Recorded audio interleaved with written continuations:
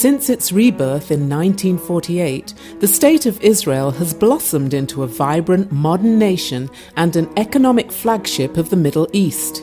Although Israel has experienced periods of relative peace and strong economic growth in recent years, the nation has a higher rate of poverty than most developed countries, with a significant portion of its population unable to afford food and basic household essentials. I think the poverty and the difference between the people, that the people have a lot of salary and the people who don't have a lot of salary, because we have people who work and they are still poverty, and they work, the parents work from day until to night, and they earn a minimum price, so they have to raise families, they have to educate kids, so they have a problem. And I think the poverty and the lower difference between the people is the main problem of our society. 25% of Israel's population, 20% of its families, and 36% of its children live below the poverty line. That is a total of 1.7 million people, a number greater than the populations of Estonia and Liechtenstein combined. The welfare budget is cut every year, and we have a lot of defense problem.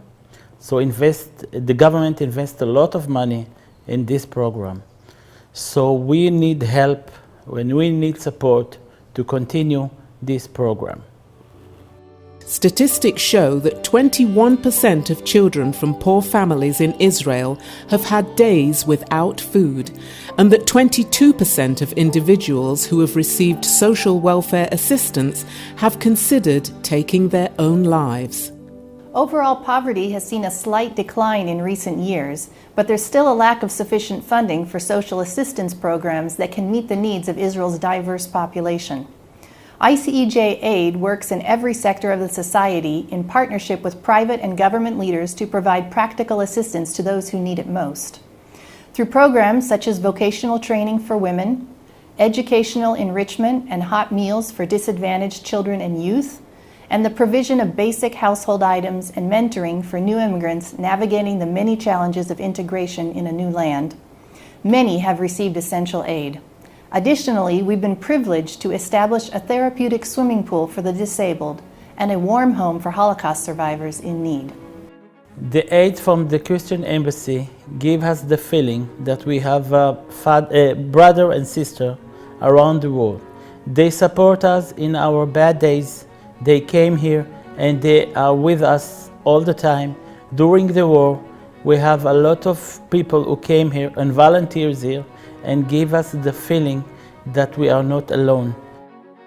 The ICEJ staff in Jerusalem have even taken part in hands-on projects, working at the grassroots level to bring support, love, and care to the people of Israel.